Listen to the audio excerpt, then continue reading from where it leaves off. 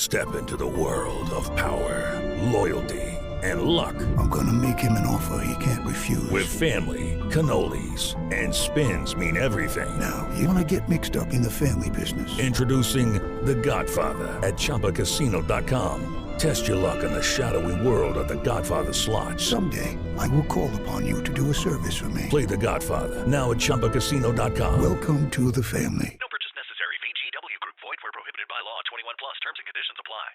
The Motor Dream podcast is recorded on Camaragal land of the Eora Nation. It always was and always will be the lands of the First Nations of Australia.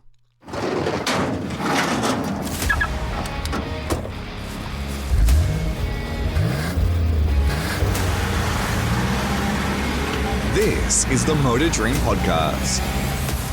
Hello once again and welcome to episode 29 of the Motor Dream Podcast, the show where we can dream just a little about what our dream garage would be if money was no issue whatsoever. I'm Connor McNally and thank you as always for joining me. So far in this second series, I've been lucky to sit down and chat with a couple of Australian champions from the 2024 season. And I've been fortunate enough to catch up with another of our Australian champions in the motorsport landscape for this episode. I'll tell you more about my guest in just a moment.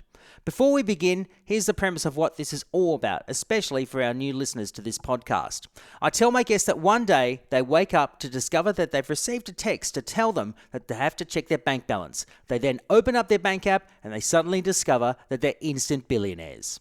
As soon as they discover their newfound fortune, they get an email from this mystery benefactor that tells them that they can spend anything that they like and they can buy any car, bike or machine that they want.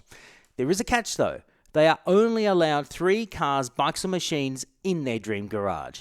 It sounds easy, doesn't it? But trust me, as my guests have discovered in the past, it is very, very difficult to decide. As always, be sure to like and subscribe to the podcast itself on your favourite podcast platform and also leave a review and tell us what you think of the show. And be sure to follow us on our socials, which we'll tell you more about at the end of the show. Now, for those that love touring car racing in this country, more often than not, many will say that supercars is their favourite category, and rightly so. It has been the premier domestic motorsport category since 1993 and has maintained a strong public relevance that rivals most football sports such as the NRL and AFL. But supercars has normally catered for the traditional Ford versus General Motors battle for much of its existence. So there was an air of an excitement in 2019 when TCR Australia was established in this country, bringing back a real sense of multi-manufacturer competition that hadn't been seen since the super touring days in the 1990s. Whilst competitor numbers for the class have been a struggle at times for the fledgling class since emerging from COVID, there's no denying that the level of competition has been exceptionally high. And for the last 2 seasons, TCR Australia has been the domain of Hyundai Works driver Josh Buchan. The Western Sydney-based driver joined the TCR series midway through the 2021 season, having greatly impressed in open-wheelers, where he won the New South Wales Formula Ford Championship in 2018, and he finished runner-up in the Australian Formula 3 Championship in 2019. In his debut TCR season, he finished 7th overall and managed to snag his first 2 wins during the 4th round of the championship at his home track, Sydney Motorsport Park. In 2022, he claimed a solitary win, but was a regular top 10 finisher, helping him to place 3rd overall in the title chase. But 2023 was his breakthrough year, claiming 8 podium finishes and 2 wins to take out his maiden TCR title. And for good measure, he did it again in 2024 by finishing 14 times on the podium, which included 2 race wins. Amazingly, Buchan has only failed to finish 4 times and failed to start a race just once. A very impressive strike rate given the high level of competition. Away from TCR, Buchan has become a gun driver for hire. He has been recently selected by Melbourne-based Zagami Autosport to drive the McLaren Artura GT4 in the monochrome GT4 Australia series, and was recently entrusted by Rodin Cars to drive their 650 brake horsepower V10-powered Sintura sports car at not just the World Time Attack Challenge, but also very recently at the Adelaide Motorsport Festival. Oh, and he scored a last-minute drive in this year's Bathurst 12-hour, which resulted in a much-deserved class win for Method Motorsport. Not bad for a driver that grew up in a car-loving household. His dad was a used car salesman and would always bring home a wide array of cars from his work. Deep within him, he was a massive Holden fan, and he remains fond of the Commodores from the early 1990s, especially the VN Commodore. He harboured the dream of many a young kid to turn that passion into a full-time career as a professional racing driver, and he's been able to accomplish that quite successfully. This interview was recorded just prior to the Bathurst 12 Hour in late January this year, but at that point, he didn't know that he was going to get the call-up, so it makes this chat all the more interesting. So without further ado, it's great to have the 2 times TCR Australia champion, Josh Buchan, on the Motor Dream podcast.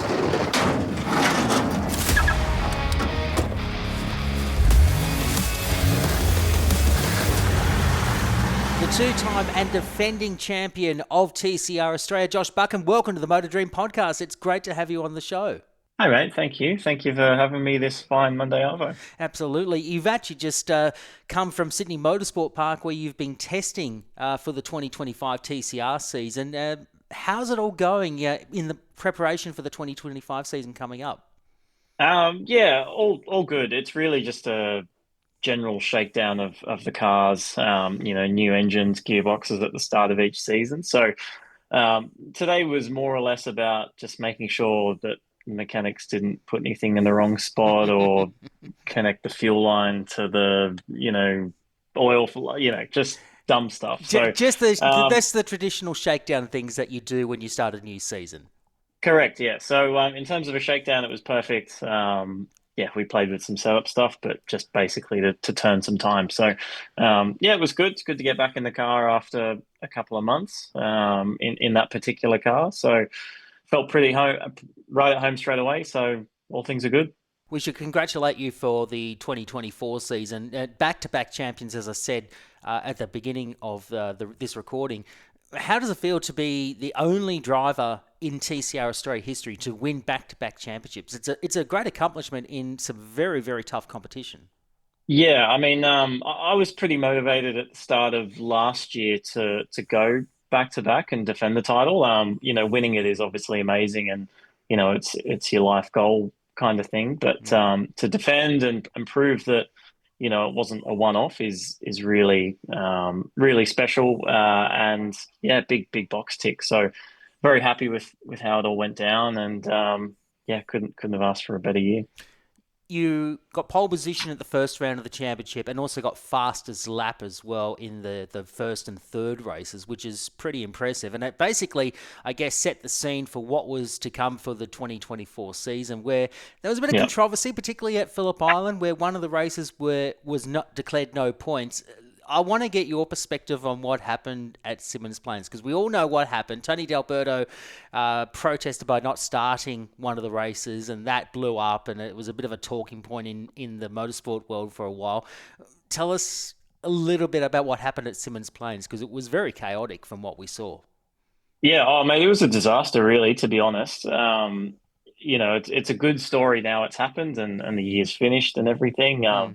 But it was extremely disappointing, some of the antics that went on off track that caused, what eventually unfolded. So effectively, in race one, there was an issue on the first or second lap. I can't really remember what it was. It was in the opening lap or so. The race was then safety card or red flagged or something like that. It was then called. We were brought back in. The incorrect procedure was then followed basically in the midst of all of that. And the race then went time certain. However, the clock effectively shouldn't have stopped or something like that. Anyway, the memory's fuzzy, but at the time we felt the results should have been held up because we, completed a race. We did the podium, broadcast got their broadcast. So we were like, you guys got your broadcast. We want our race, our points. Yeah. And then it was kind of in lieu overnight. There was discussions, and then the next morning there was a meeting with all the teams and competitors, and basically one person said, can you protest the result? The other competitors were happy to play on and enter race 2, the reverse top 10, which is set from the grid of race 1.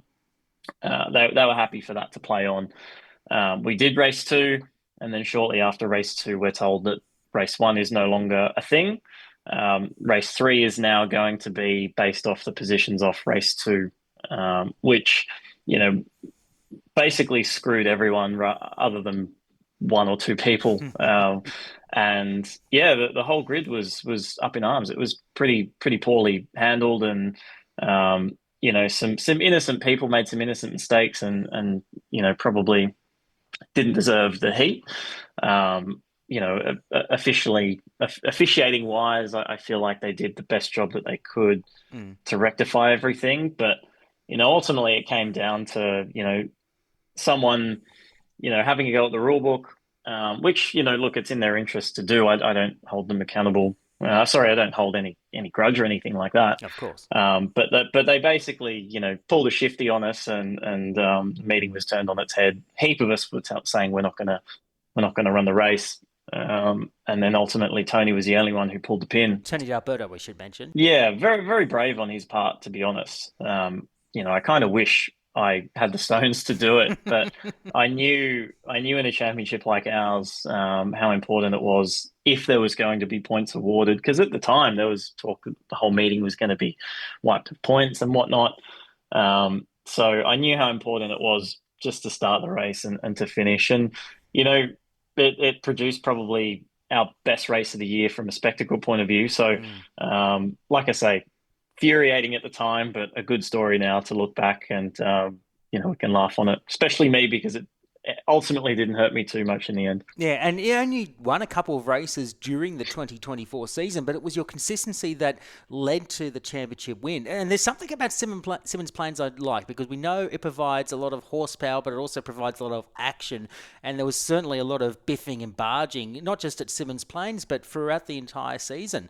What made last year's TCR season so exciting? Our series last year had I think we had 9 different winners or something like that. So we had, even though the grid was never the 20 plus cars everyone wants, we had nearly 10 blokes who were genuine winners in the field. Absolutely. So it was very, very challenging to be fast at every round. Everyone, was on their game last year. You had guys who were really motivated for new success. You had guys who had been in the series for a few years who were, trying to take a title and whatnot. So I feel like it had a bit of a mix of everything. And, we were playing for keeps, and, really after the Tassie round, like it was on for between some of the teams. Like it was good. There was a bit of rivalry after that. There were some, disagreements in terms of that through the year, and that carried on into the racing, and it was great. It was a good spectacle. There was a lot of races that, I was a millimeter away from being involved in someone else's shunt, and there are others where I was in the shunt. So, it was just about staying out of trouble as best you could, and then being up the front when you finished. And we had a lot of podiums last year, so I feel like I did that as best as I could, and came away with the result. Yeah, as I said, only 3 wins throughout 2024, but a lot of consistency throughout the year. There were only probably 4 or 5 occasions where you finished outside of the podium, but it all mattered in the end, because you won by almost 20 points ahead of Zach Zutar, who was a very talented driver in his own right, and he did it off his own back, no factory support, purely a privateer effort. And you managed to hold on in that final round of Mount Panorama, which we know Mount Panorama is a very difficult track to master, and you managed to hold your own in some very, very competitive opposition. Yeah, Suda was on fire last year. He did a great job. Him, Ben Barguana, really turned up early as title contenders. They both have really elevated in the last few years. Going to Bathurst, I had a decent championship lead, which probably didn't sit very well with me, to be honest. It was like, it's an awkward lead. I should win, but anything can happen. So I pushed really hard on the Friday and Saturday in practice quali and the race. Doing so meant that I basically just had to finish on the Sunday. So I took my foot right off the gas on Sunday. I'm not one of those go out, win on the top step. The series trophy doesn't say anything like that. It just says series winner. So I was happy to finish wherever I finished on the Sunday. And to be honest, it was quite an enjoyable Sunday drive for me at Bathurst, just cruising around knowing that if I stayed out of trouble, which nearly didn't happen, I was going to pick up a championship. So it was nice driving. Well, there was a lot of side-by-side action, and we've seen a little bit of it on social media of late.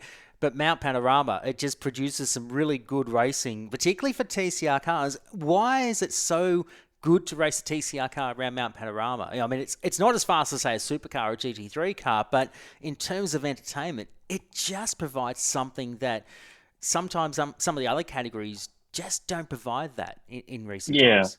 Well, I guess that's exactly why, is because they're not as fast as those other cars. You've got more time in braking zones, you've got more time off corners, you pay for errors slightly more off corners as well. You don't have the power to get you out of trouble.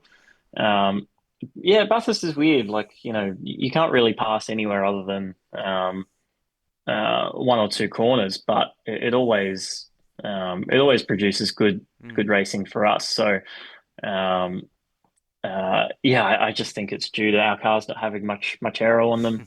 And if you make a mistake, particularly off corners, you pay for them quite a lot. So we've always had good races at Bathurst. I can remember back to 2022, our season finale there. It was myself, Will Brown, and Tony D'Alberto going for the title, and it was a crazy final race of the year. I don't think I had a panel that was straight thereafter. Neither did Will or Tony. So it's always produced good racing for us, Bathurst has. Yeah, absolutely, I agree. I've seen TCR at Bathurst. I think going back to 2021, and I know Luke King, who once raced in TCR, and he raved about how good it was racing a TCR car around Mount Panorama. It's just a very unique experience because you're basically flat to the boards, particularly going around the top of the mountain because you don't lift off all that much. So you basically have to hustle the car, particularly around the top, to basically keep up with your opposition and also to keep the speed going because being a front-wheel drive car, even though it's turbocharged, you have to keep that hustle going with a TCR car. Yeah, I mean, across the middle sector for us is not far off a supercar in terms of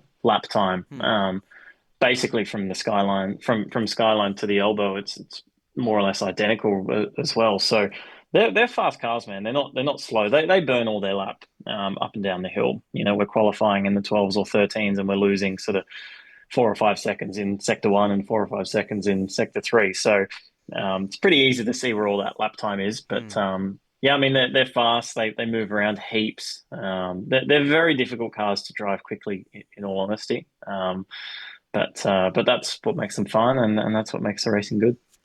This year is a 5-round series starting in New Zealand. It's part of the TCR Trans-Tasman Trophy, I'm sorry. It'll be against some of the TCR New Zealand competitors, and that'll be in April, just after Easter, part of the Tupou Super 440, part of the Supercars calendar. Then you go over to Perth for the Perth round of the Supercars, then to Winton in August. Then you've got the TCR World Tour at the Ben Motorsport Park, which is going to be absolutely massive. It's the first time since the TCR World Tour has been in Australia since Bathurst in 2023. And then, of course, the final round of the World Tour, which is yet to be confirmed, but may be in Macau, but we'll find out in due course. Are you excited for what's to come for the 2025 season, given you're going to be the defending champion? Yeah, I guess on supercar broadcast wearing the number one is quite cool. And some new tracks that we haven't gone to before. The last round is Macau. It's like the world's worst secret. I don't think it's a secret anymore anyway. No, but exactly. the last round at Macau, is the stuff of dreams or nightmares, I guess, depending on how you look at it. But yeah, it's an interesting calendar. It gives us a bit of variety from what we've had the last few years. So look, I'm all for it. I feel like going to New Zealand is super cool. Perth is excellent from a Hyundai point of view. The fan base we have and the owners we have over in Perth, it would be great to go over and they can see our machinery. Effectively their road cars in race trim. It'd be good to link that up and having the World Tour in 2 rounds, particularly at the Bend, is fantastic. I mean, when we had the World Tour in 23, it was the best racing I've ever been involved with from cars and in any car category that karts rather, or any car category I've been involved with. So I'm really excited for that. I've already been speaking to a few friends I made when they came out here and raced against us, and it was no secret that the Aussie field was the toughest that they come across. So they already know that they're up for a fight, and we're keen to punch on again. Absolutely. Actually, in 2023, you did race against some of the internationals. You even, I guess, you got to also latch onto the advice of people like Gabriele Tarquini, who's a legend in touring car racing and a former Formula One driver in his own right. Did you get to ask him some questions when he was at Bathurst a couple of years ago? Learn from his wisdom and his experience when he came out for the World Tour? To be honest, it actually wasn't like that very much. It wasn't, friendly in terms of, oh, look, here's what we do. Here's what it was basically as soon as we did the first practice session at Sydney. Yeah. And the top 10 was like 50-50 us and them. I was actually quickest, ahead a few of the links. That was it. Conversations were over. Oh, wow. So, yeah, there was no, particularly between the Hyundai crews. Like we were civil, there was nothing wrong, but we're running the same cars as them. They want to annihilate the customers effectively. Of course. And here we are quicker than them with fastest laps and whatever. So no, there was no help whatsoever. There was only if either of us needed parts, we would have helped each other, obviously. But no, I mean, I probably got along really well with Jan Erlishay, from Lincoln Co, Rob Huff. Jan particularly I still speak to quite regularly. So that was cool. It was kind of like the quick Aussie guys and the quick Euros sort of found each other and started chatting and, talking about our deals and all that sort of stuff. So, there wasn't much in terms of, how to hit an apex because we both quickly realized that we all knew what we were doing. So I want to talk a little bit more about your career. You're currently in a second-year deal with your employer, HMO Customer Racing Australia, and it goes through to the end of 2025. You must be very happy you get to represent, as a factory driver, the brand of Hyundai and get to go to so many Hyundai N events around Australia and to promote the Hyundai product. You must be very, very happy from how far you've come from being a late starter to motorsport when you started in karts in 2011 when you're only 16 years old. Yeah, I mean, I'm incredibly proud and thankful to represent the Hyundai brand.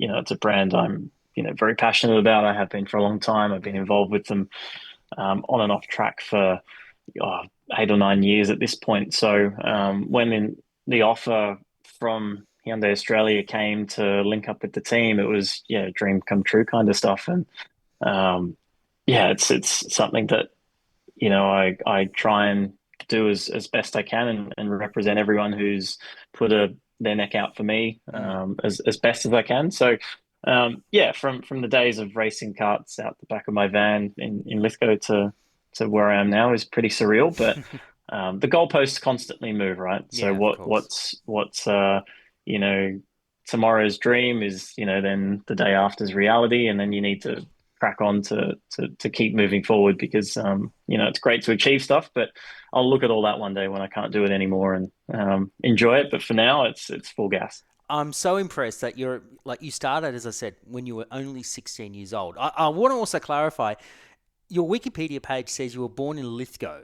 That's not the case, is it? No. I was born in the UK. Where in the UK are you from originally? I was born in Bournemouth, yes. way down south, and then lived in Guildford, which is in Surrey, for about a year or so, and then moved back to Australia. So it's a long story why I was born over there, but it's to do with my dad and how poorly managed his visas are. But I was born there, came back here, and then grew up in effectively Dundas for when I was sort of 5 or 6 onwards until I moved out of there 4 or 5 years ago, whenever it was. So, I spent a lot of time at Lithgow, but I'm not born there, no. Okay, so whoever looked after the Wikipedia page, put down England, all right? Bournemouth in England, not Lithgow in New South Wales. Yeah, stitched me up. So. I love that. By the way, Dundas in Sydney is is near Ryde, actually, the Ryde area in Sydney, but it's between Parramatta and Epping. I guess that's a fair I indication just of it. used to say ride. No, Yeah. no one knows. No one So I say knows where it is. ride. Yep. No. And look, it's like it's a hub between Para, Ermington, Carlingford, Epping. Correct. Everyone knows them. No one knows Dundas. Exactly. I experienced that for like 8 years that I was living in that area, and no one ever knew where it actually was. You have to tell them, oh, it's between Parramatta and Epping. But and they're like, Totally. oh, yeah, I know where it is. No, they didn't. No one knew. No. But as I said, 2011, you started in karting. You went through until about 2017, and then you moved into Formula Fords. You got picked up by LizTech in 2017, did the Island Classic that year at the end of 2017, and then in 2018 you did the New South Wales Formula Ford Championship, which is one of the most competitive state level Formula Ford Championships in Australia, and you dominated all but 2 races. There were 19 races throughout the 2018 season. You won 17 of them to win the championship in a canter. That is absolutely impressive, given that some really big names in the past have I guess got their start in that class and moved their way up to the national level and do some great things. So that's a great accomplishment to win all but 2 races of that year's Formula Ford season in New South Wales.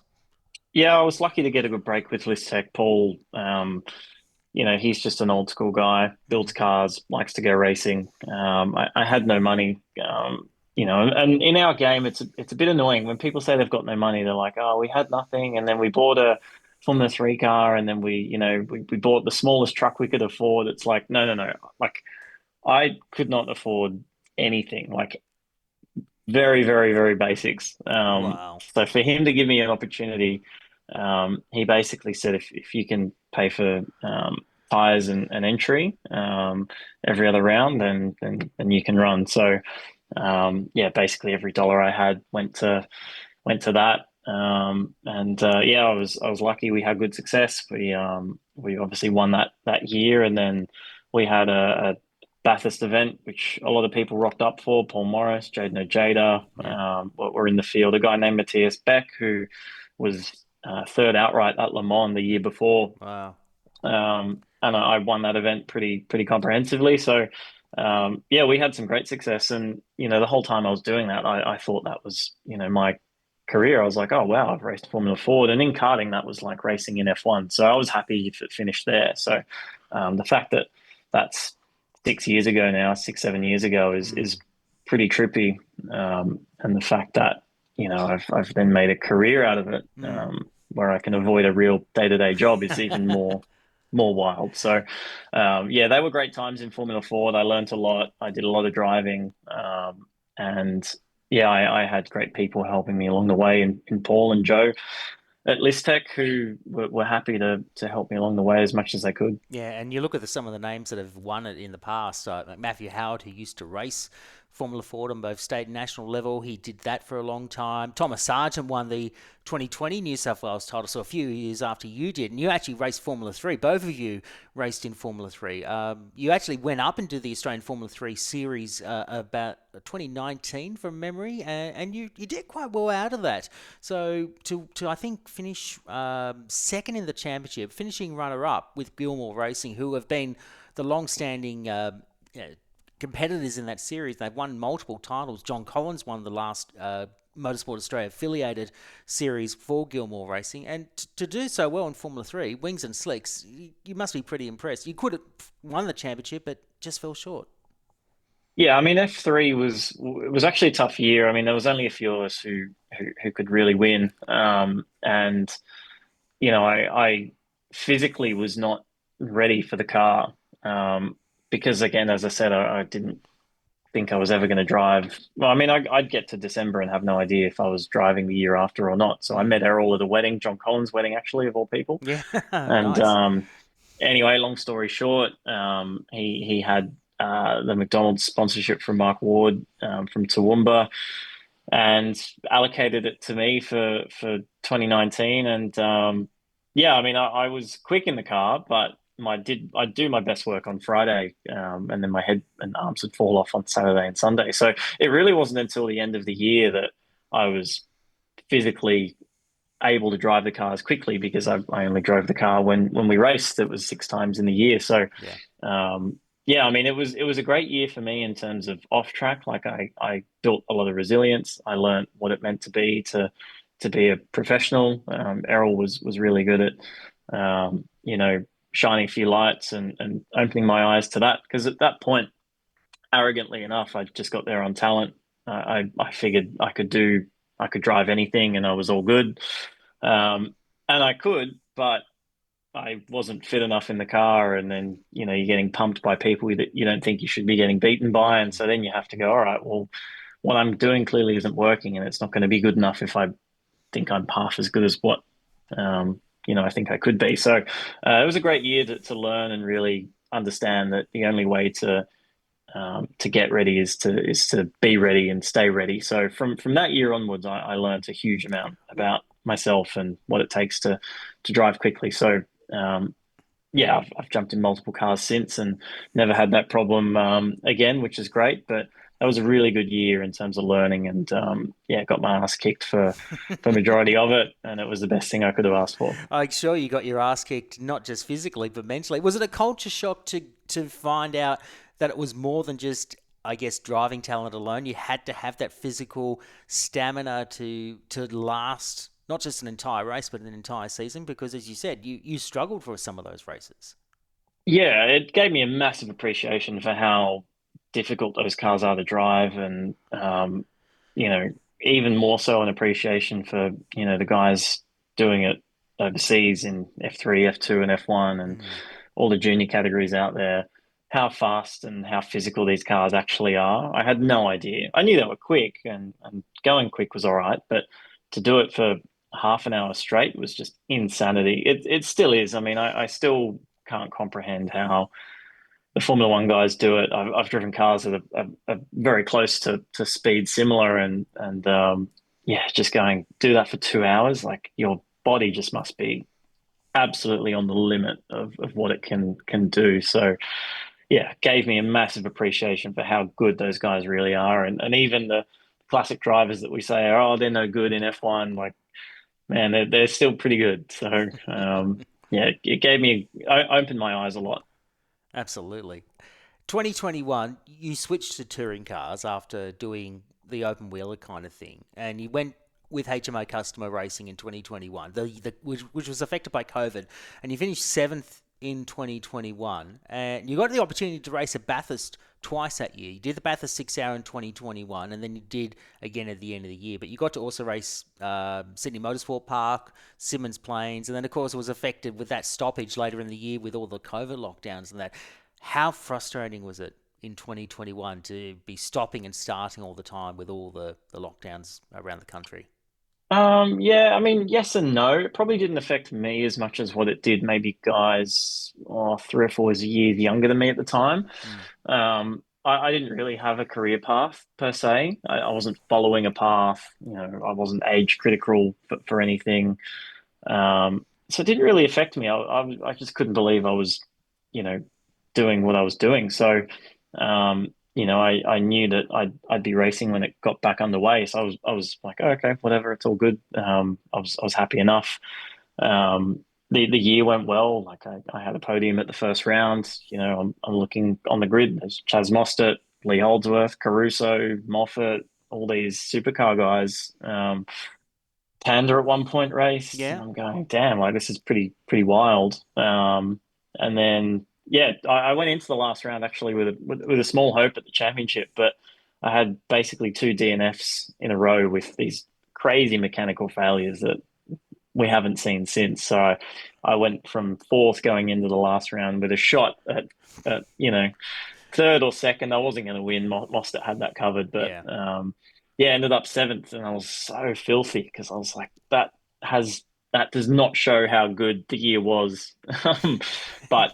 That's our category. That's right. And I do remember Luke King, he had a brake failure going through the chase, and the brakes just popped out of the front calipers during practice, I think it was, and he almost slammed the car in the wall at the chase. So, it's funny how those cars can be so quick, and yet you can have mechanical failures like that, and it just affects your championship. But yeah, you're right about Chaz. He was just absolutely dominant that year. Were you impressed with Chaz's resilience and speed throughout that 2021 season? Yeah, I mean, he was quality. Yeah, yeah, no doubt. Every round he went to, he was on it, and didn't really put a foot wrong from memory. So yeah, I probably did two or three individual races where we were in sort of consecutive positions. I remember I was behind him at Tassie at one point, at a couple of points. And then Sydney, I won the round and he was behind me. And just remembering that, like you can visually see he was a very, very smart racing driver, even back, well, even then, rather, not back then. He was the fastest winner at that point, but it was very clear he had things that some others didn't. I like the fact that you made mention that you beat him at Sydney Motorsport Park, which was your first win in TCR. Did that feel like it was like a box tick, an accomplishment that you could actually prove yourself that you can win in this level of competition where you got so many supercar drivers racing against you and you have to really keep your defense up against these guys who are much more experienced and much more resilient in that kind of situation? Yeah, I mean, I always believed in my skill set, even back to F3 days when I was getting hammered. I always believed if I could get on top of the issues I was having, I'd be competitive. So the same was in TCR. When I started, I always believed if the opportunity was there, I would be able to do well. And that round was the epitome of it. Like I qualified second. I won the first two races. Probably should have won the third race if it wasn't safety car riddled. But yeah, that was the first round where it was like, okay, like yeah, I probably belong here. And yeah, it's been only up since then. You're now doing not just TCR competition, but you're now doing the GT World Challenge as well, and you're also a professional driving instructor during the week. So to make this a proper career for you, do you sometimes stop and pinch yourself that you're very lucky to be doing something that you really enjoy doing, driving nearly every day of the week and being competitive and teaching other people the skills that you've learnt over your time in this sport to other people wanting to emulate you? Yeah, I mean, the driver coaching stuff started quite a long time ago before the racing got really serious. Right. And the two sort of complemented each other for a period, and then the racing became more serious. So it took over in terms of my priority.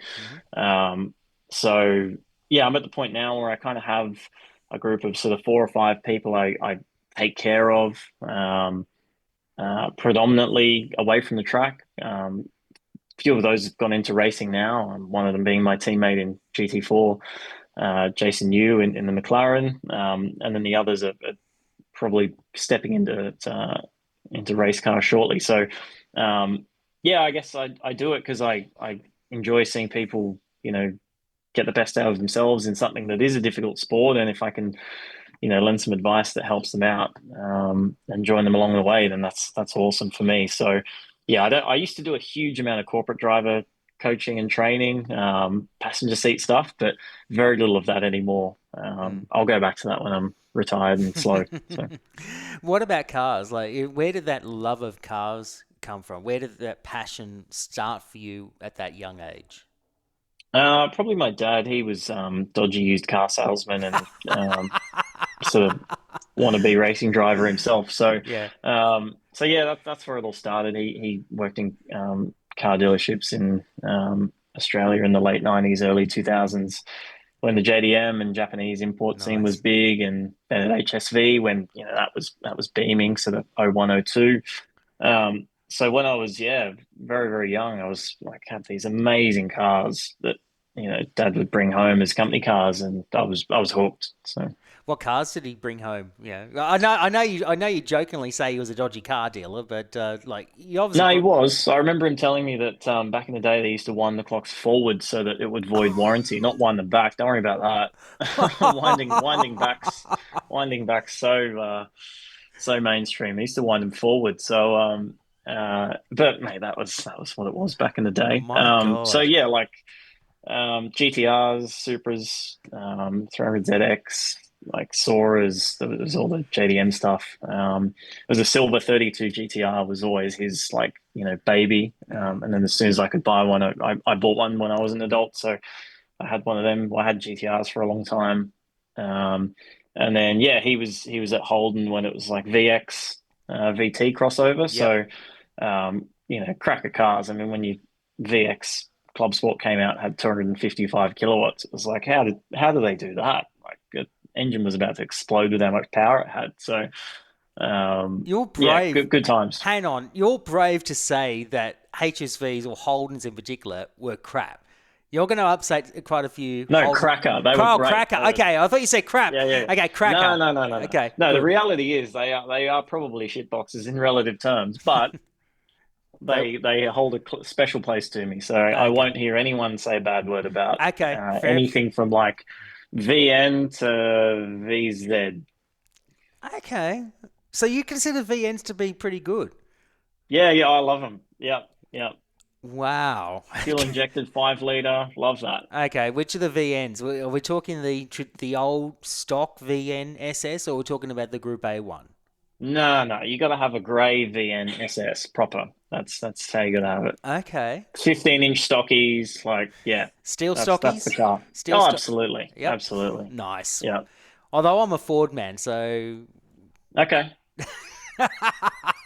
That's fine. I do have a soft spot for Holdens. I'm considerably older than you, but to be honest, they're the better car. Like, hey. No, the Fords, they are. They really are. No, okay, all right. Well, I love Falcons, so that's something that I think the EB Falcon was really good. Like, it was a considerable improvement over the EA Falcon, to be honest with you. Like, the EA Falcon looked great. The S model Falcon was pretty good, but like the base model Falcon was actually not that good when it first came out. But then when you looked at the EB, particularly the Series 2 EB Falcon, they were very, very good. They really refined back in their day, particularly when you had the 5-litre V8. So to me, I guess the only one of them that would appeal would be an XR6 Sprint in that shape. Oh, yeah, that would be the... Otherwise, I'm going like EL. That's where I'm at.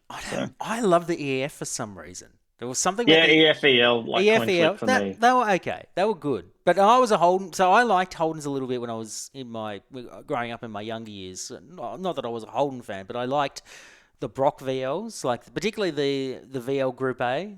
Right. Regardless if they had that was before my time. But regardless, never got to appreciate them. Yeah. Okay. Fair enough. I totally understand. But yeah, VNs, VPs. Yeah, okay, I get it. Not so much a VP. I should, yeah. Really? VN, VRVS, VT. Why don't you like the VPs?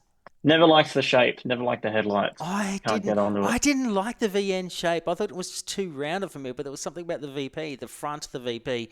It looked a little nicer to me. Not as. Yeah. Okay. Maybe personal preference, of course. Horses for courses. We're getting pretty nerdy with our model code chat of early '90s Australian-made cars. It's good.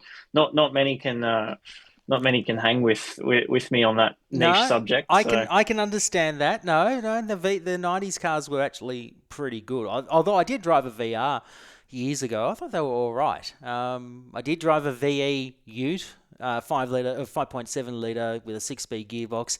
I found the clutch very heavy though. It was nice to drive, but it was just the clutch was just too heavy for me, and I didn't like it. I don't know why, but it was just. What tripped me out was, you drive, like VNSS or VPSS or, all the way up to VTSS. And then when I bought my 32 GTR, mine was a 94, but my mate had an 89. It was the same thing. It was like, I mean, saying it was better is disrespectful to how much better it was. Like the 32 GTR is an out-the-box road car. Handled better than my VESS that I owned. It's like it was amazingly good relative to all of those cars. So I think back to when they were racing them, it's like no wonder they were banned immediately because they're such a good car. More refined than the VE?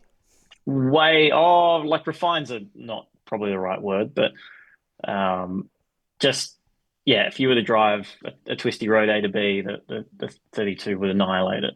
annihilate it. So you probably, if you wanted to, you could go up to Galston Gorge. That's like up in northern Sydney, like on the outskirts of northern Sydney, for those listening. And you could just drive through Galston Gorge, and that would be better than a Commodore. Is that what you're saying? Absolutely. Oh, Anything other than a VF. Like the VF was the first one that you go, oh yeah, this would hang with it. I've driven VFs. They are good. They are They're a very, good very car. nice to drive. But They're a good car.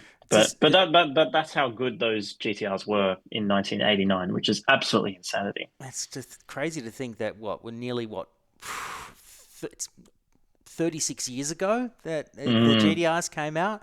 I mean, I remember when they Still stack up. They do, even now. And you look now with the GTR, like Nissan have just brought out an electric version. Well, they've obviously recreated the GTR R32 as an electric vehicle, as a concept. That is just mind-boggling when you look at what they've done with that. They've taken an original GTR and converted it into an electric vehicle as a concept car. I mean, that's just staggering that particular car has so much relevance now as it did back in 1989, 1990, from a long time ago. I don't know how well the electric variant will sell, considering most cars have 1,000 horsepower now. But, Yeah, that's true. They can try. They can definitely try. What about other cars? What cars did you have like growing up? Like other than your Commodores and that, and the GTR, what other cars did you have in your childhood? Nothing crazy other than the company cars. I mean, as I said, it's a pretty humble upbringing. So nothing cool or wild other than that. I mean, my dad got a VTSS Series 2, which had the 5.7, did that up a bit. But other than that, nothing wild. It wasn't until I could make mistakes that I was buying cars and dumping all my money into them. So of course. What about now? Like you're obviously a factory driver for Hyundai. What do you drive around these days as your daily drive? I mean, it's probably no surprise that it's a i30N sedan, exactly the same as what I race, which is very, very cool.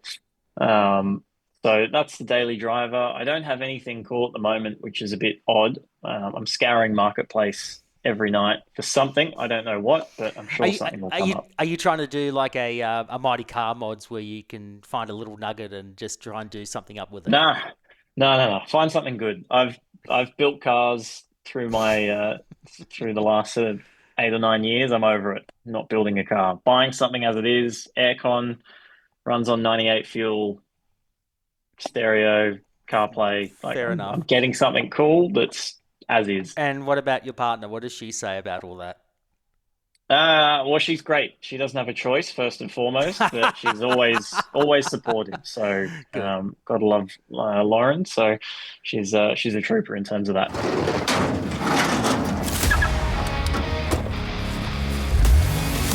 This is the Motor Dream Podcast. It is Ryan Seacrest here. There was a recent social media trend which consisted of flying on a plane with no music, no movies, no entertainment. But a better trend would be going to ChumbaCasino.com. It's like having a mini social casino in your pocket. Chumba Casino has over 100 online casino-style games, all absolutely free. It's the most fun you can have online and on a plane. So grab your free welcome bonus now at ChumbaCasino.com. Sponsored by Chumba Casino. No purchase necessary. VGW Group. Void where prohibited by law. 21 plus. Terms and conditions apply. All right, Josh, we know you're very much into cars. Obviously, the family history with your dad being a dodgy car dealer, as you like to say, is proof in point that, you have a real passion for cars. So I want to delve a little bit more into how much you really like cars. Do you remember the first car that you drove when you were growing up? Yep, it was a brand new RAV4 from when my dad was at Chatswood Toyota. So really, I remember, I would have been 4, maybe 3, something like that. I was pretty young, wow. And that was the first car I drove on my own on holiday, ages away. So wow, like what was it, like a family trip that you did, or? Yeah, it's just a family trip. So he stole a RAV4 and away we went. So that was the first one I remember on my own. Okay, that's really cool. The first car you owned, I take it's a Holden, but which of the Holdens was the first car you owned? No, I had a Mercedes Vito van. So, and the reason was it was for purpose. So I bought the van to put my go-kart in to go racing. So, yeah, it cost me $3,500. I borrowed a week's pay in advance, and then an extra 50 on top for fuel to drive it home. But that was my first car. I had it Oh for wow! quite a while. So obviously to drive with a normal road license, was it a real learning experience to drive something bigger than a normal car to get your feeling around driving something more heavy? Nah, no, I'd like to say there's romance in it, but no, I drove it as you would, flat out everywhere I could. As you do. And yeah, it was great. It was a good old workhorse until it died, and then sent it to the tip. As you do when you blow up a car, you send it to the wreckers and that's it. Say goodbye to Yep, it. No emotional attachment. exactly. The first road trip that you remember growing up. So it was in that van. I drove to Tasmania, probably 2 months after I got my license for the Tasmanian State Championships in karting. So Mm. it was the last open event before the rule sets changed in karting. So it meant that, after that, you couldn't do a state title in another state. So everyone flocked to Tasmania. That was the first proper big trip I did. And it was great. It was awesome. I had one CD on loop for, God, what was it? Like 16 hours of driving or something stupid. Do you remember what CD it was? Yeah, oh God. It was like some gas station dance hit thing. It was actually, there was some bangers on there, to be honest. So um yeah, good times. Okay, good times, great classic hits, as they say. Actually, what about your playlist? Like, what do you listen to when you're doing your road trips or driving? Oh, it's pretty eclectic, man. Like it'll go from anywhere from like uh 80s that you'd hear on Grand Theft Auto, or like current like Sabrina Carpenter, John Mayer, bloody like gangster rap, progressive trance, like just anything. Basically anything other than like slasher metal, really. So yeah, that's really not my vibe, but Yeah, I anything other than understand. that. I do know that when I'm driving with my wife, it's either R&B or Michael Bublé. So, Oh yeah, he doesn't really get a run, but yeah, I mean, well, I'm the husband. I have to you put do up. you do what you have to do. Exactly. You have to do what you have to do to keep the marriage happy. What about eating in cars? Is that a yes or a no? It depends which car. If Okay. it's the daily, then yeah, mate, you got to do what you got to do. If it's something nice, then no, Okay. no way. Fair enough. All right. What about the first time you changed a tire? Do you remember how old you were when you did that? Oh, I was trying to change the tire. On a road car, God, it's probably when I exploded one on the M4 in the van. I had to do that. Mm. I can't remember. Yeah, it would have been before that, but I can't remember. So I'm going to say under the M4, M7 overpass, I had a tire explode in my van, pulled over, had to change it on the side of the road. It wouldn't have been easy trying to jack up a van, particularly like a Mercedes like that. It had like a special tool, so it Okay. wasn't too bad. Luckily, it had like a slot that went in and jacked the car up. It wasn't your conventional one. So I actually had a mate of mine see me stranded, pull over and help me out. And he's like, "Oh no, this is the tool." If I didn't have him, I would have been screwed. Fair enough. All right, what's the one you've obviously driven older cars and obviously current day cars. So I want to ask you this question. What's the one thing you wish people would appreciate more in cars? We've probably lost the very best of pure driving, Mm. and that those days are gone. So, you know, people are always worried about, the hypercar or whatever. Um, yeah, like fast is not always better. So, yeah, pure driving is Define pure few and driving. far between. Just light, manual, no frills, no fake sound, anything like that. Like just good old driving. I mean, Mm. honestly, without tipping the hat to the brand too much, but the i20N is one of those cars. It's kind of like the last of its generation, where it's super light, manual gearbox, not crazy power. It's purely built about driving. Same with, the 86 and the BRZ. Like they're proper cars. I love a GT3 RS. Don't get me wrong, but Mm. um, the race of horsepower is out of control. Less is sometimes more. Yeah, I agree with that. I agree, and I haven't driven a manual for a little while, but I do enjoy the pure experience of driving a manual car. The last manual car I owned, which I'm now turning into a proper race car, into Group 3 E-Spec, by the way, is my XR5 Focus, which I absolutely loved driving because it was a 6-speed gearbox, 2.5-litre 5-cylinder, turbo as well, and you could just give it some Nelly, and it actually drove really, really well. And I do miss that because it was just a nice car. Yeah, they're good cars. Yeah. Oh, really, really good. And I speak to so many people, and they rave. I actually caught up with Toby Price recently prior to doing Dakar for my SBS commitments, and he said that he absolutely loves the XR5, which is like, wow, the XR5's got some cred, which is pretty decent. Yeah. It's like a baby Quattro, right? The sound. Exactly. 5-cylinder motor. Beautiful. What about getting your license first go? Did you get it, or did you have to wait a couple times?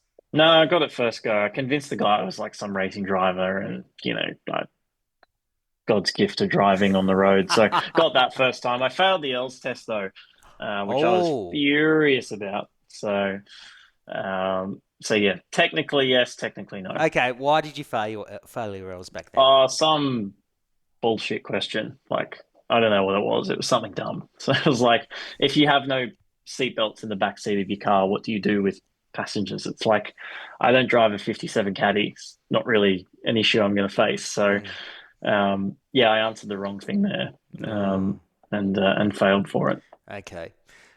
Best car you've owned?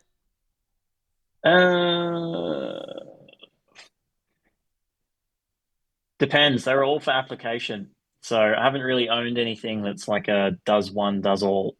Right. I've had 2 GTRs, both were insanely different. Had an E92 M3 manual. That was a great car. I've had a Toyota Altezza. I've had Holden Colorado. I technically don't own the i30. Certainly been the best daily driver, but every car I've had has been the best car for its purpose. So, all right. What about the worst car you've owned? Surely there's surely one in there somewhere where you've looked back and you think, what the hell was I thinking? Well, I mean, I guess I'm not that old. I haven't had any super huge duds, so nothing crazy. My VESS was a dud for some reasons, but nothing wild. So no, everything I've had's been good. Everything I've had's been good. I want to touch on the VESS. Why was it a dud for some reasons? Like mechanically, they're not as great as what they can be. So I think I did a radiator, it had lifter tick, the diff would overheat, a few other bits and pieces. But in terms of what I used it for, just driving around, big boot. Oh, it was horrible on fuel, woeful on fuel. But no, other than that, it was really good. Okay. So probably just a bit of reliability on the old combo. If you had it now, you'd probably be chewing for a fuel like no tomorrow, particularly with the prices of fuel these days. Oh man, it was 15 litres per 100 Ks. Oh. And that was like driving it full soft. I couldn't drive it any slower if I tried. Wow. That would have financially hurt.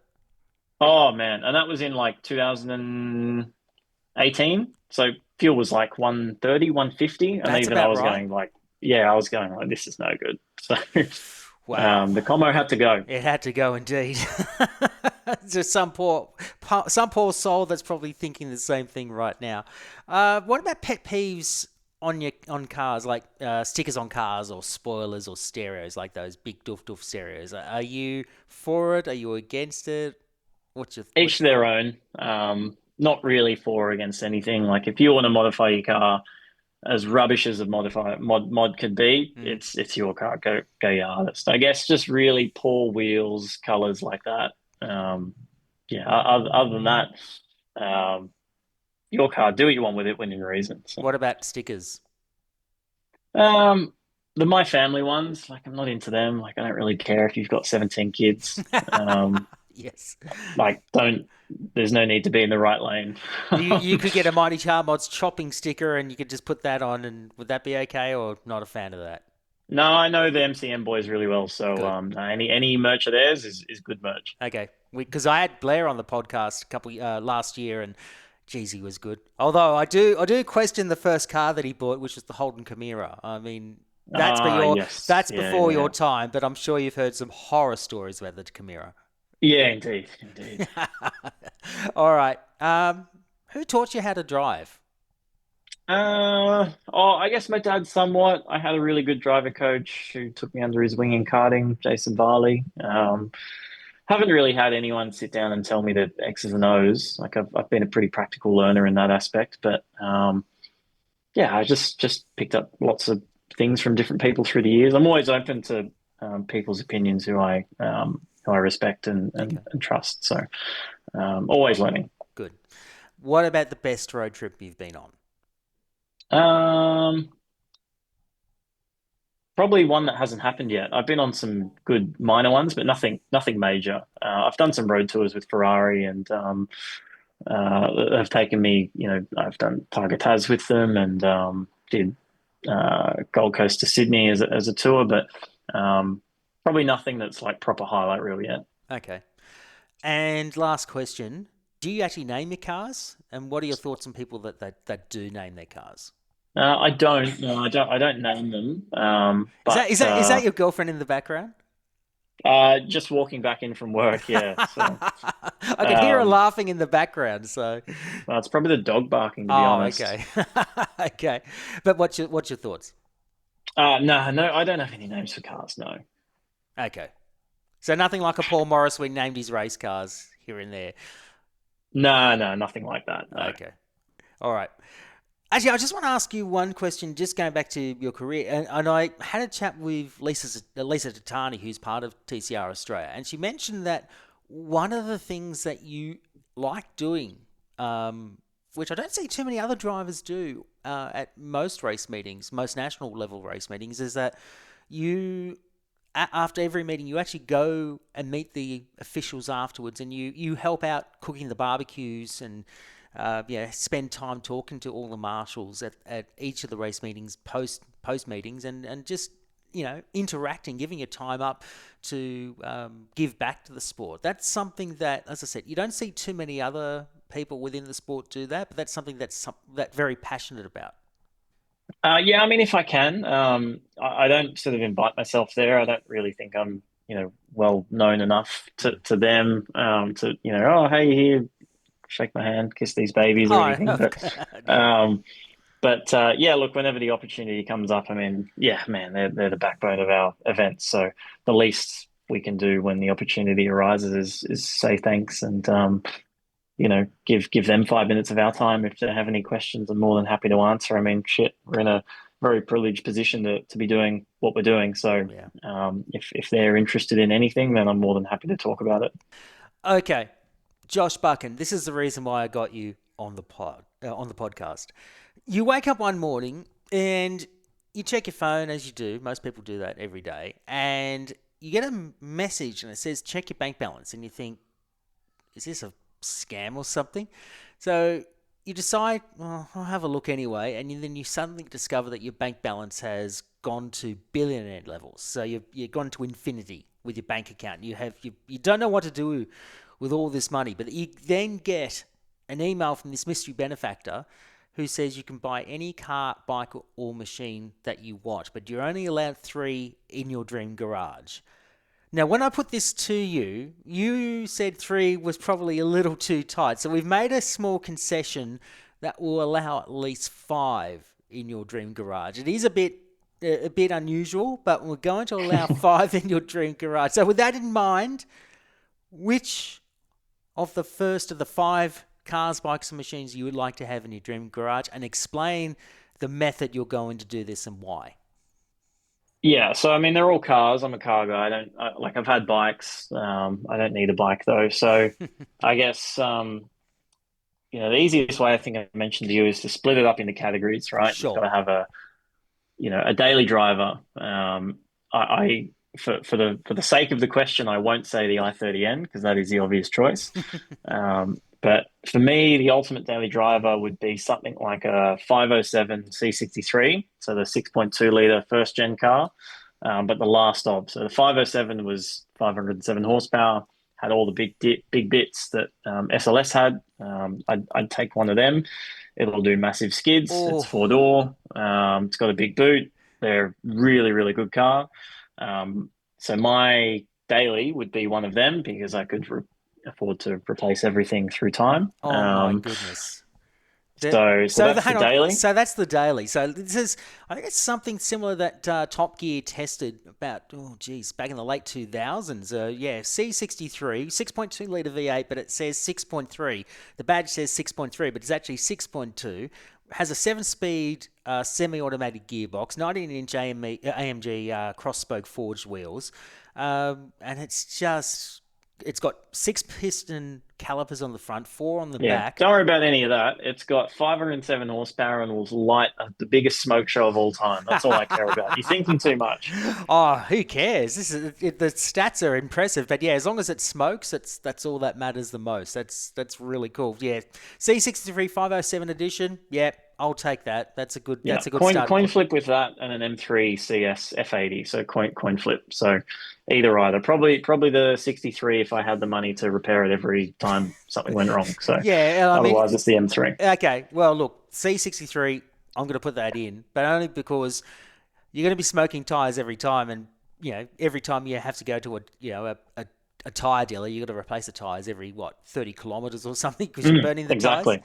All right. So the second car. So the second car has to be like the hypercar, supercar that you all want, and for me, it's one of 3.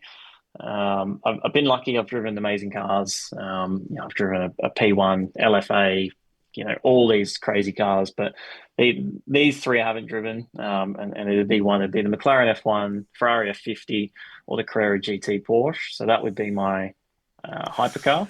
Oh, okay. So, look, we've had the McLaren F1 on the pod before, but interestingly, not the F50. Now, that was obviously 50th anniversary of Ferrari, 1997, and it was supposed to recreate, I guess, the Formula One feel of having the V10 in the back, attached to the chassis, and it was very different looking to the F40. What is so good about the F50 over the F40? Oh, I mean, it's a naturally aspirated V12. It's a 2-seater. It's a manual. It's, no compromises. In my opinion, I'm a 90s kid. It's better looking than the F40 for me. And as soon as you mentioned V12, it's really job done. So, it's easy one. I'm going to put that in over the McLaren because we've had that one before. So, I'll go the F50. Okay. I'd happily have an F50. Okay, I'll go with that. F50 is in the garage. Your track car with number plates, mind you, is a GT3 RS. GT2 RS? 3 RS. GT3 RS. Current 3 RS, okay. 991 Gen 2. Anything other than that is it's so good how good the current car is. So easy choice then. Easy choice, absolutely. And I think Justin Ruggier owns one as well, a GT3 RS. So perhaps he's got 2. He's got he's got a 991.2 and a 992. Yeah, so. I'm trying to get him on the pod, and he hasn't got back to me for a while. But Justin, if you're listening, I want you on the pod as soon as possible. But Justin, he loves his Porsches. He really, really gets into his Porsches, like track days and the like. He's very, very passionate about it. So you would, if you were able to, you'd probably buy the blue one off Justin if you could.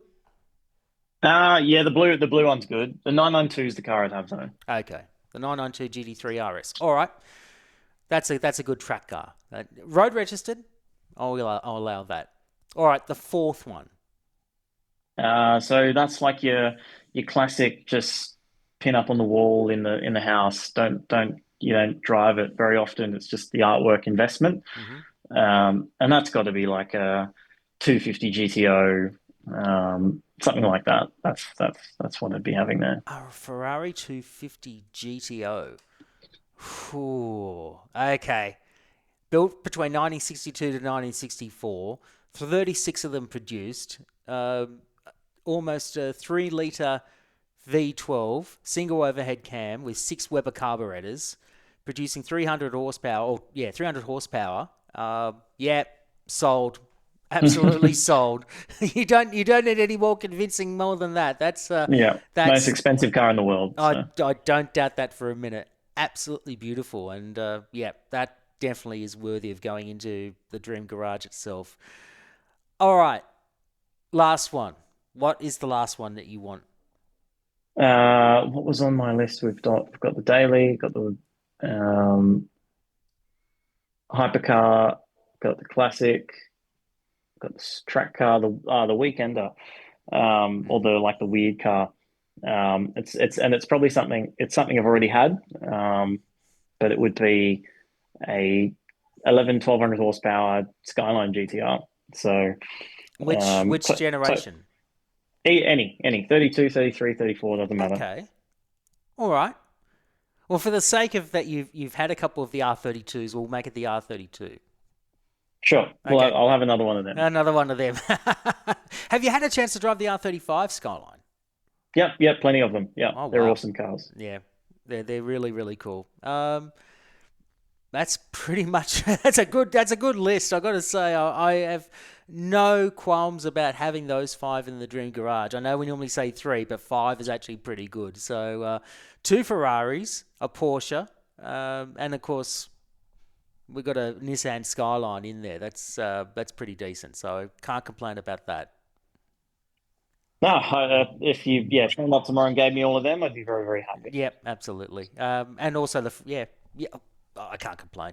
Can't complain about that list. Josh, it's been an absolute pleasure to have you on the podcast. Thank you so much for agreeing to come on, and good luck with the 2025 season of TCR Australia. We hope we can make it back to back to back. That would be really awesome if you could do that. Do you have any further aspirations in terms of your career? Do you want to look like going to supercars or going internationally, or are you just taking it as it comes with your career? Probably the latter. I mean, the longer I can avoid a real job, the better. Yes. And I guess in the next couple of years, moving into GT stuff is probably what I'd like to see myself doing. But I'm not, it's not my choice where I go. So, of course.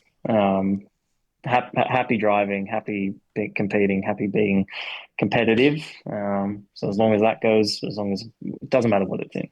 Well, as long as you remain competitive, we're happy to see you do very, very well at the front of the field. Congratulations once again on winning back-to-back TCR titles, and good luck in 2025. Thanks for coming on. Thanks very much, mate.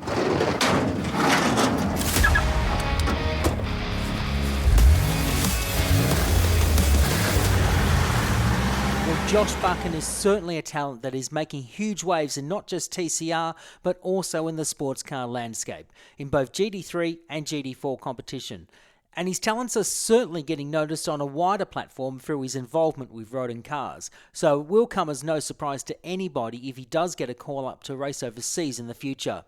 And as for Josh's Dream Garage, sometimes rules are made to be broken from time to time, though I do admit having the Nissan Skyline GTR R32 in that garage was definitely a worthy addition. Josh has recently confirmed that he will be returning to defend his TCR title for Hyundai, whilst chasing for an unprecedented 3rd TCR crown. And speaking of the series, the 2025 calendar has recently been changed since this interview was recorded. Originally a 5-round series to start in New Zealand, it's now confirmed to be a 4-round season commencing at Goulburn's 1 Raceway on the weekend of June 27 to 29. The series will then head to Winton Motor Raceway on August 22nd to 24 for Race Winton, before heading to the Bend Motorsport Park on September 12 to 14, supporting the Supercars Championship. It will also double as a round of FIA TCR World Tour. The series will then head to Macau for the final round on November 13 to 16, which will also host the final round of the FIA TCR World Tour. For more information, head to the TCR Australia website at tcraustralia.com and be sure to follow TCR Australia on the socials. And also make sure you follow Josh on Facebook and Instagram. We've put links for both Josh and TCR Australia in the show notes, as well as the Motor Dream podcast website. Before we go, we have a quick update on some of our previous guests' recent exploits. Firstly, congratulations to our episode 10 guest Courtney Prince, who went back-to-back class wins at the Bathurst 6 Hour recently with Carly Boccini and joined this time by Tabitha Ambrose.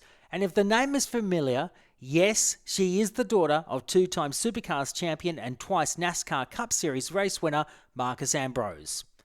Debuting a brand new BMW 340i this year, the trio did have their issues with their car during the race, but they were able to make the finish in 31st place and first in Class B1 for high performance forced induction. Congratulations to Courtney, Tabitha and Carly. And speaking of Carly, we will be having her as a future guest on this podcast in the coming weeks. Congratulations also to our episode 14 guest Laura Brown and her fiancé Nathan. The pair recently brought into the world their first child together, named Sophie. We wish them all the very best. And lastly, we wish Priya Richards, our guest in episode 25, a speedy recovery from a medical episode recently due to an allergic reaction. We're really glad that you're doing okay, Priya, and we hope to see you around the racetracks very, very soon. The show website is themotordream.com.au, where you can listen to past episodes, information on each of our guests, and also the show itself. You can find us on Facebook and Instagram with the handle The Motor Dream, and you can also start a conversation about your dream garage by using the hashtag TheMotorDream. Or better still, drop us a line about what your dream garage would be at themotordream@beastproductions.com.au. Lastly, make sure you like and subscribe to wherever you listen to your podcasts, be it Apple Podcasts, Spotify, Amazon Music, or YouTube Music. Thanks for listening to the Motor Dream podcast, and please remember to drive or ride safely out on the roads wherever you go. We will be back for another episode in a couple of weeks' time, so until then, we'll see you next time. Bye for now. Thanks for listening to the Motor Dream podcast. This series is proudly produced by Beast Productions.